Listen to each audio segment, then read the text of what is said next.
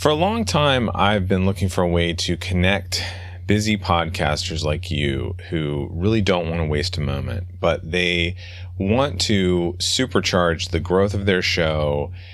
And that's why I'm really pleased to announce that I am starting a podcaster mentormind, where I am going to take you on a journey to market, grow, and monetize your podcast. We're going to execute on long-term podcast marketing strategies that will grow your show and your business.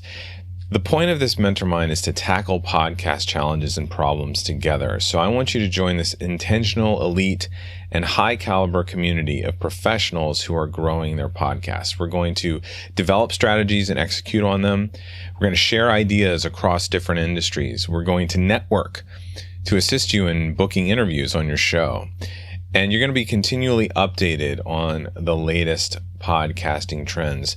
So if you're interested in this, go to dannyosment.com/mentormind.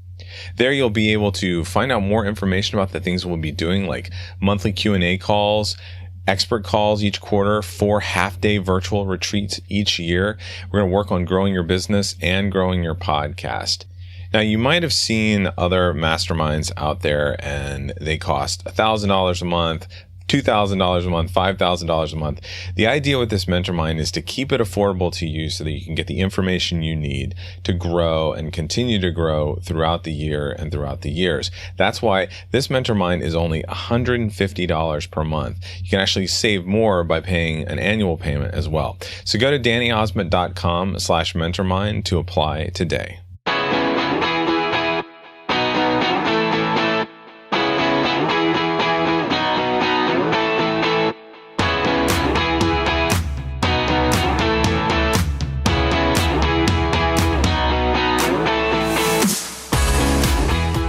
Hey everybody, welcome back. This week we are going to talk about a monetization topic. It is one of the questions I get a lot is like, how do I monetize my podcast, right? How do I make money off my podcast? And there's something that we've all been attending a lot in the last year as we've all been staying home and live conferences were canceled. And that's the idea of a virtual conference. We've been to these. You've been to virtual summits, you've been to virtual conferences, whatever you want to call them, online conferences. This is a thing that has been around for many years now, but it is one of the ways that I really love for podcasters to monetize their podcast because of several reasons. And I want to start and I want to share those with you now. Now, first of all, if you're not clear on what a virtual summit or a virtual conference is, they're typically video interviews, 20 or more experts, sometimes less, sometimes more, focused on a certain topic, okay? And then viewers or attendees of the conference or summit opt in to watch those videos. These summits and conferences are often free for a short period of time, like the 24 hours that those videos are up or the 72 hours of the conference. And then you can choose to subscribe, choose to purchase like an all access pass or something like that for unlimited viewing later. So these are sometimes live, sometimes pre-recorded. Sometimes you'll see interviews and sometimes you'll see presentations like a conference. Now, why do I think this is a really good idea for podcasters? First off, it's high value. It's a high value add for your community at a low cost of goodwill. So remember, these are people that trust you. They love your podcast. They're hanging out with you. So with a summit, you're giving them lots of curated info for free or for a small cost. So it's lots of education, lots of value at not a lot of money. Now, the next thing is that you then maintain a bond of trust with your audience. This isn't a salesy webinar. It's not another funnel for them to opt into. It's not another course. It's not another mastermind. This is something entirely different. It also grows your email list, and this is a big deal. So if you're getting all of these experts together, what these experts are doing a lot of times is they're sharing this summit, this conference, the registration for it with their separate audiences. Sometimes they're larger audiences, sometimes smaller audiences, okay? And you're combining your lists and then they register and then you get to keep all of those email addresses. This is also a big marketing rock because you're getting all these people together. It creates some buzz and that's naturally going to grow your email list. Fourth, is monetization itself. I mean, people are going to pay to register. They're going to pay to be able to have all access and unlimited access and lifetime access, or whatever you want to call it, to the videos. There are likely going to be some bonuses that you could add where people could pay more. Maybe there's a VIP level, just like a conference. You can think of different levels that people can come in. Upgrades, bonuses, future products that you might be able to sell out of their experience here. And last but not least, you can repurpose content. Okay. So you could be doing live videos. You could have former podcast episodes that you've done and pick out old video interviews that you've done or podcast interviews that you've done and curate them, pull them, put them together in a certain package, like on a summit like this. And people will actually register and pay money to attend because you've given them an easier way to consume this content. So how do you do a virtual summit? Well, you could piecemeal everything. Like you could take a bunch of different tools like Zoom and your email list and create landing pages and attach Stripe to it and upload videos to Vimeo and Dropbox and all that sort of stuff. But there are also all-in-one solutions out there, and I will list those in the show notes. So virtual summits, they are a cool idea because, again, remember, they're a high value add for your audience. They maintain a bond of trust. They grow your email list. They give you monetization in a certain way. And then you can also reuse content that you already have, so they save time. I wanted to tell you about a summit that I'm actually speaking on coming up. I've spoken on a handful of summits over this last year, but I actually have one coming up. It's called Sell with a Summit, but it's specifically for podcasters. So it talks about how you can monetize your podcast through a summit. And if you want to check that out, it's actually next week, March 22nd through 26th. The URL is sellwithasummit.com. I'll be speaking on it. Dave Jackson and a bunch of other experts as well will be speaking on it, and I would really recommend that you check it out. Hey folks, I wanted to take a moment to tell you a little bit about a tool that I use every month. It's called TextExpander, and I get a monthly email from them where they report on how much time I have saved by using TextExpander. And I just love getting this because I'm looking at last month, and I saved close to an hour and 17 minutes using TextExpander. If you're not familiar with it, TextExpander basically allows you to insert snippets of text in any app from a library of content that you have created. So I have simple things like my email address and my phone number and my home address, all the way to email templates that I've created or answers to questions that I answer all the time.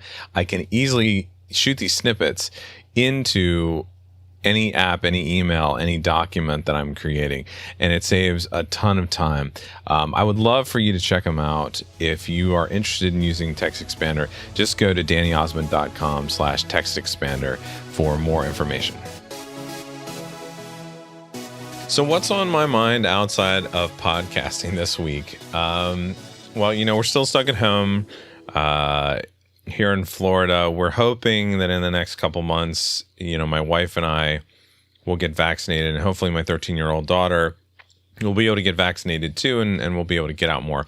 So we're still at home. We're spending a lot of time, a lot of screen time, things like that. So one of the things that I've really been enjoying and never expected to enjoy it this much is the Great British Bake Off, or baking show, or however you want to call it.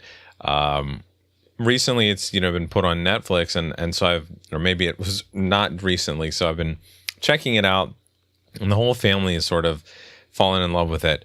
I never realized all the different types of things you could do with baking, and everything looks amazing, and everything looks wonderful and yummy. I love BBC shows. I love how they're filmed. I love that there's no commercials and no breaks, and it's not jumping around a lot. But one of the things that I've loved about this show that I never expected, and maybe it makes sense because of my enjoyment of podcasting, is that they really try to show on that show that these people actually care about each other. The judges, the presenters are not there to make fun of the contestants or catch them in bad situations. And yeah, they have these challenges that they have to do, but you can always see that they care and that the participants in the show care about each other. And I think that's really refreshing.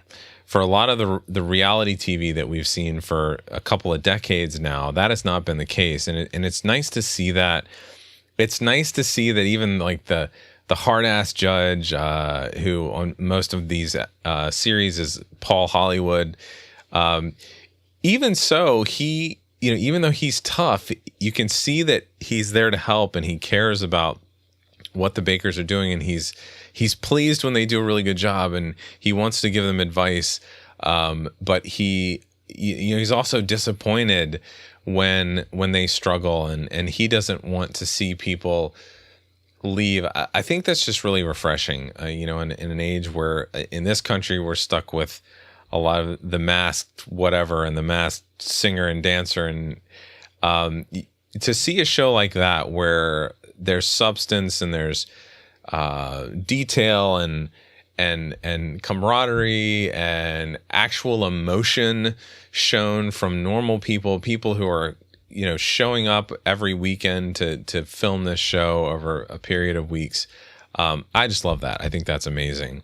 And if you are a fan of the show, and if you haven't checked out the Great British Bake Off or baking show masterclass, where it's Paul and Mary Berry, and they're interacting with each other, and they are actually cooking something from the show and showing people how they would have done it. It's just fascinating to see them interact with each other.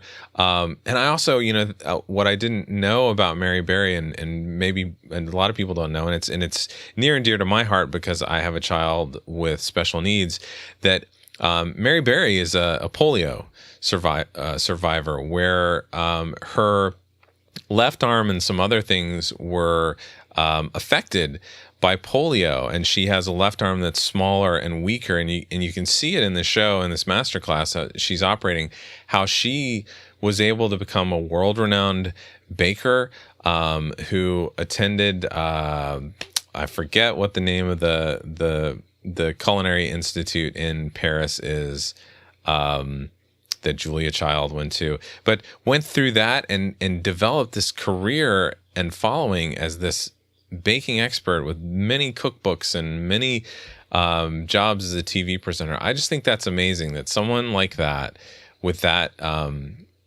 disability, with that hindrance, was able to overcome it and have an amazing career and a wonderful life.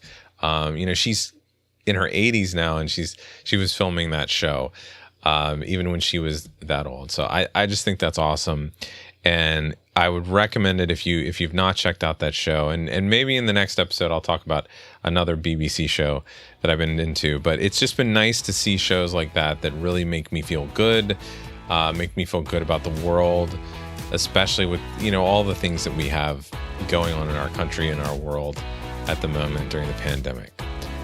So until next week, I will talk to you soon.